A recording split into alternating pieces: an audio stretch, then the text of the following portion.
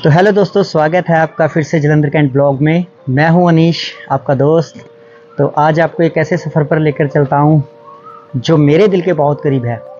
तो जो bike lovers हैं ये उनके लिए सबसे ज़्यादा ख़ास होने वाला है, क्योंकि मैं भी एक बाइक लवर हूं। मेरे पास 2009 मॉडल का 180 पल्सर था, जो मैंने 2017 के बाद बिल्कुल नहीं चलाया। हाँ, उसको जलंधर कैंट की हर रोड पर, हर सड़कों पर चलाने का बड़ा ही मज़ा आता था।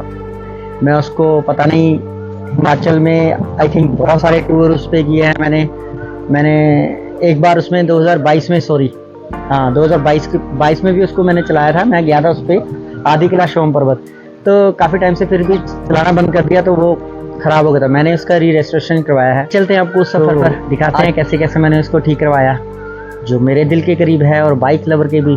हाँ, तो वीडियो शुरू करने से पहले जिन लोगों ने मेरा YouTube चैनल को सब्सक्राइब नहीं किया है वो सब्सक्राइब करें, वीडियो को लाइक शेयर और कमेंट्स जरूर करना जो बाइक लवर हैं कि मैंने। तो आप लोग समझ ही गए होंगे कि मेरे से बोला नहीं जा रहा है, क्योंकि वो मेरी यादें पुरानी मेरे साथ जुड़ रही हैं। जब मैं इस बाइक से कभी हम हमारे यहाँ हिमाचल जाते हैं, लाल बादशाह जी की बहुत खूबसूरत जगह है, वहाँ हम जाते हैं। बहुत सारे टूर उस पर किए। हाँ, स्पेशली हम हर साल अप्रैल महीने में हम जाते थे पीर निगाहे और बाबा बालकनाथ जी और चिंतपूर्णी। तो जब दिल किया तब हम दोस्तों ने बाइक उठाया और चल दिए। मेरे साथ मेरे दोस्त भी हुआ करते थे। मैं कुछ फ़ोटोज़ भी शेयर करूँगा पुरानी अपनी, जब हम पीर निगाह से हम बाबा बालकनाथ की तरफ, हम भाखड़ा डैम है ना, उसमें से किश्तियों में रखकर बाइक को लेके जाते थे। फिर वहाँ से दूसरी तरफ जाकर हम लठानी, वहाँ से बाबा बालकनाथ चले जाना हमने। और सब दोस्त मेरे जो थे वो भी अपने अपने, और सबके पास पल्सर हुआ करता था। सिर्फ एक दो दोस्त के पास, हमारे पास, उनके पास स्प्लेंडर और पैशन हुआ करता था। बाकी सब हम 4-5 दोस्त थे, हम सबके पास पल्सर था। किसी के पास 180, 150, 150 या 200 ये थे। तो यानी बता नहीं सकते कि कैसी कैसी हमारी यादें हैं उसके साथ जुड़ी हुई। तो दोस्तों, जो 2000 दशक के हैं ना, तो उनको तो पता होगा कि बाइक किसी के पास होना कितनी बड़ी क्रांति हुआ करती थी। यानी बहुत बड़ी बात हुआ करती थी किसी के पास बाइक हो, और पल्सर जैसी बाइक होना वो तो बहुत ही बड़ी बात हुआ करती थी। यार उसके पास पल्सर है, देखो वो पल्सर पे गया निकल के। तो जब 2009 में पल्सर, नहीं सॉरी 2001 में पल्सर लॉन्च हुआ ना, तो एक बाइक क्रांति आ चुकी थी यहाँ। तब ना बाइक यानी तब 2000 में जब बाइक पल्सर लॉन्च हुआ ना, तो उसका डिज़ाइन इतना आइकॉनिक था ना कि लोग मुड़ मुड़ कर देखते थे अगर पल्सर उनके पास से गुजर जाए। और 180 यानी स्पीड का मास्टर, इसे जब हाईवे पर लेकर निकलते ना हम हाईवे पे, तो छोटी मोटी गाड़ियां तो हम वैसे ही पीछे छोड़ जाते थे। फिर जब हिमाचल में जाना, हिमाचल में एक लाइन बन जानी, एक पल्सर, 2 पल्सर, 3, ऐसे हम 5-6 लड़कों का ग्रुप हुआ करता था। जैसे आजकल लोग KTM ग्रुप बनाते हैं या सुपर बाइक्स ग्रुप चल रहे, तब पल्सर चला करते थे।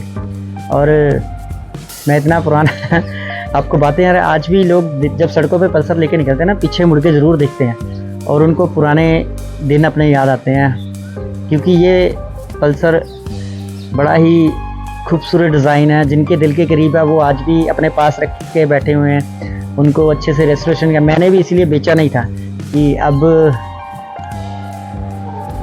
बस।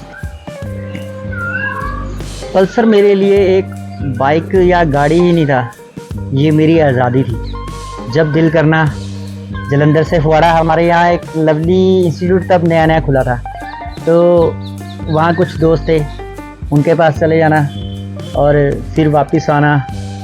फिर कहीं यहाँ जलंधर मॉडल टाउन निकल जाना, कभी चाय की टपरी पे रुक जाना कहीं पर। हम यहाँ स्पेशल यहाँ होते थे सब्जी मंडी हमारे जलंधर कैंट में, वहाँ जब हमने खाने जाने नान, सुबह पूड़ियाँ खाने जाने, और फिर हमने चाय पीने के लिए लक्की ढाबे पहुँच जाना, हवेली के पास, यहाँ फुवाड़े के पास है, वहाँ चले जाना संडे को, या कभी ना कभी चले जाना। काफ़ी यानी इसके साथ यादें जुड़ी हैं। और धीरे धीरे टाइम ने अपनी करवट ली और ये बाइक को मैंने खड़ा किया, मेरे पास गाड़ी आ गई थी, तो गाड़ी भी मैं गाड़ी पे घूमना शुरू कर दिया। मैंने तो बाइक को चलाना बंद कर दिया। धीरे धीरे बाइक मेरा यानी खड़ा ख़राब होना शुरू हो गया। उसके साथ काफ़ी प्रॉब्लम्स बाइक में आनी शुरू हो गई क्योंकि चलाता कम था। तो फिर एक दिन दिल में आया कि चलो आज इसको ठीक करवा ही लेते हैं। तो फिर मैंने इसको यहाँ जलंधर हमारे शास्त्री मार्केट है, बाइक्स वहाँ ठीक किए जाते हैं। तो स्टार्ट तो था पर बीच बीच में रुक जाता था, कभी एवरेज नहीं रहता था। तेल बहुत पीना शुरू कर दिया था इसने।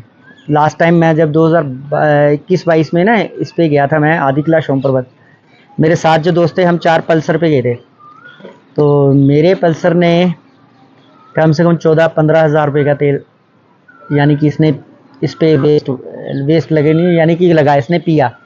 और बाकी मेरे दोस्तों के 4500, किसी का 5000 का लगा, पर सबसे ज़्यादा मेरे ही बाइक पे तेल लगा।